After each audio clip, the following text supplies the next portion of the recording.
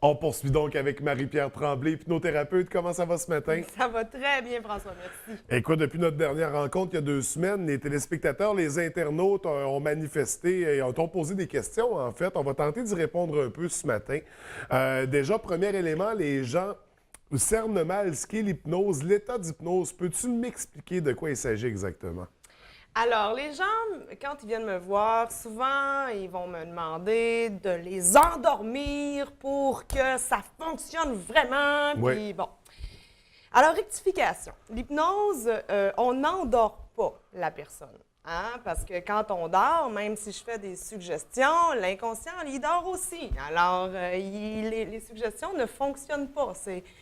Donc, l'hypnose, c'est simplement un moment de grande détente. Alors, il y a plusieurs sensations qu'on peut sentir en hypnose. Donc, il y en a qui vont se sentir comme rentrer dans le sofa, devenir très, très lourd, et puis c'est vraiment toujours confortable.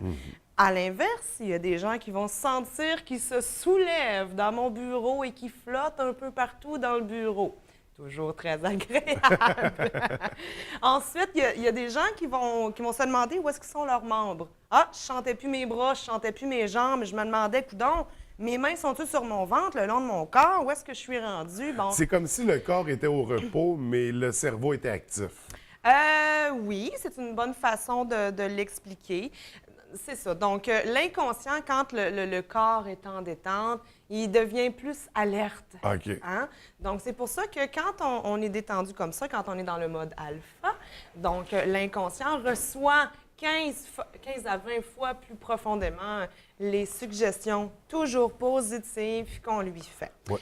Et ça m'amène à dire que si on fait une suggestion qui ne fait pas l'affaire du patient, l'inconscient va rejeter la suggestion. Donc, l'inconscient est toujours là pour vous protéger. Je ne pourrais jamais vous demander, tu prends, je te donne un fusil, tu vas braquer la banque, tu me ramènes tout l'argent. Ouais. Malheureusement, ça ne marcherait pas parce que ça va sûrement à l'encontre des volontés, des valeurs profondes de la personne.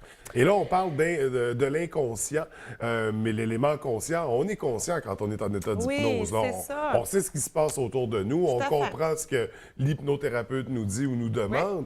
On peut prendre la décision, comme on dit, si on décide de se réveiller, on peut le faire par nous-mêmes. Là. Exactement, oui, c'est ça. Sauf que souvent, on est beaucoup trop confortable pour le faire. Pourquoi se réveiller? On est tellement bien. C'est ça. Donc, oui, les gens, ils entendent tout. Si le téléphone sonne, ils vont l'entendre. S'il y a une voiture qui passe, qui fait du bruit, ils vont l'entendre. Si leur téléphone sonne, ils vont l'entendre aussi. Donc, toutes sortes de bruits.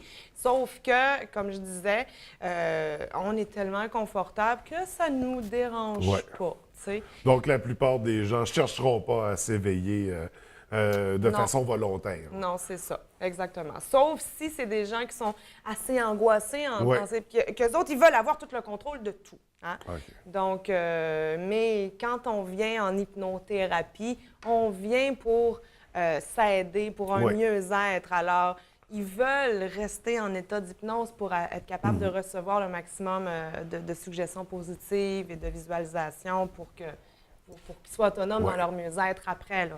Et on parle d'autonomie dans le mieux-être. Toi, dans tes rencontres, dans tes séances d'hypnose avec les gens, tu leur transmets des méthodes pour être autonome, des méthodes d'auto-hypnose. Tout à fait. De quoi il s'agit exactement? Quand on parle d'auto-hypnose, est-ce qu'il y a un danger que je m'endorme, le feu pogne, puis là, ma maison passe au feu, puis je m'en rends pas compte? Non, parce que l'inconscient est toujours là pour vous protéger de toute forme de danger. Donc, non, comme tu l'as dit tout à l'heure, on a conscience. Donc, c'est nous qui décidons si est-ce que je me lève ou je me lève pas. Là, si le feu prend, il n'y a pas personne qui va dire non, moi, je reste bien relax. Oui. Alors là, c'est l'état d'alerte, on va se réveiller tout de suite. Oui, c'est sûr, évidemment. Donc, l'auto-hypnose, oui, je donne le coaching pour apprendre aux gens à être capables de se relaxer à n'importe quel moment de la journée pour pouvoir se faire des propres suggestions à eux autres mêmes. C'est sûr que c'est un entraînement. Hein? Souvent, au début, les gens vont me dire « Ah, je me suis endormie, ouf, j'étais trop détendue, là, mon conscient s'est mis à penser à toutes sortes d'affaires, on dirait que j'ai rêvé. » Bon, oui, c'est un entraînement. Je dis toujours, c'est un muscle. Plus on fait de la musculation, plus les muscles vont devenir forts. Et donc, c'est la même chose. Plus on répète souvent de l'auto-hypnose, plus on y va profondément, plus on va facilement, plus complètement. Donc, plus on est capable de se faire des suggestions et de finir notre quête. Oui. Donc, un élément très intéressant, l'auto-hypnose, technique que tu transmets dans tes rencontres, dans tes séances. Et là, comment ça se déroule une séance? En général, ça peut durer combien de temps? Bon. Alors, moi, je calcule environ 1h15, 1h30. J'aime ça parler avec le client, recueillir le maximum d'informations pour être capable de lui donner le soin le plus personnalisé. Donc la personne va ventiler, puis je vais faire « Ah, OK, tu as besoin de ce soin-là, ce soin-là, ce soin-là pour aujourd'hui. » Ou des fois, je vais leur demander « Bon, aujourd'hui, c'est quoi l'urgence?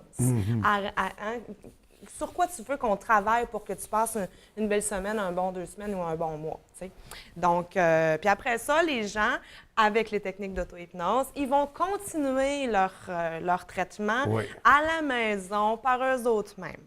Donc, c'est à ça aussi beaucoup que sert l'auto-hypnose pour être autonome le plus rapidement possible, pour pas qu'on soit accroché à l'hypnothérapeute, mais en général, ça prend pas tant de séances que ça.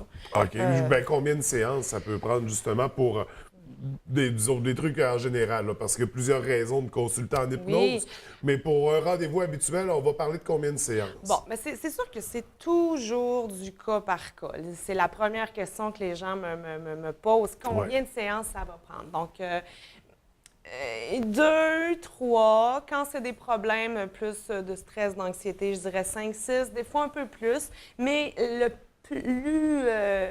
plus grand nombre de séances que j'ai données à une seule personne, c'est 9. OK. C'est comme sur une période, là, une fois par semaine, une fois par 2 Puis semaines. comme à l'inverse, il y a des gens, une seule séance, ça suffit pour... Bien, c'est ça. Ils viennent me voir une fois de temps en temps. Donc, tu sais, des fois, ils viennent, 3 fois, une fois par semaine, une fois aux 2 semaines. Après ça, on espace. Puis quand ils ont besoin de revenir, bien, ils viennent une fois par mois, une fois par année, 3 fois par année. Des fois, ils me rappellent 2 ans plus tard, « Hey, j'aurais besoin de ton aide pour telle affaire. » OK, parfait, tu sais. Donc, ils viennent juste se chercher des outils de plus parce qu'ils connaissent l'auto-hypnose, la plupart des gens, et sont capables de continuer à la maison. Là. Fait qu'en général, je dirais en moyenne, là, entre 3 et 6 séances. Entre 3 et 6 séances, donc, par problématique. Oui, c'est ça. Par raison de consulter. C'est ça. Donc, on a répondu à quelques questions qui t'ont été posées par les téléspectateurs, les internautes, également les gens qui te consultent. Si les gens ont d'autres questions, ils peuvent communiquer soit avec nous à info@tvdl.tv ou à ton adresse à toi qui est marie.pierre.tremblay@hotmail.com. Oui! Je le sais, c'est écrit juste derrière toi. Merci. Écoute, merci beaucoup Marie-Pierre pour cette belle chronique. On se retrouve dans 2 semaines pour la suite. Absolument. Donc, merci, bonne journée. Merci.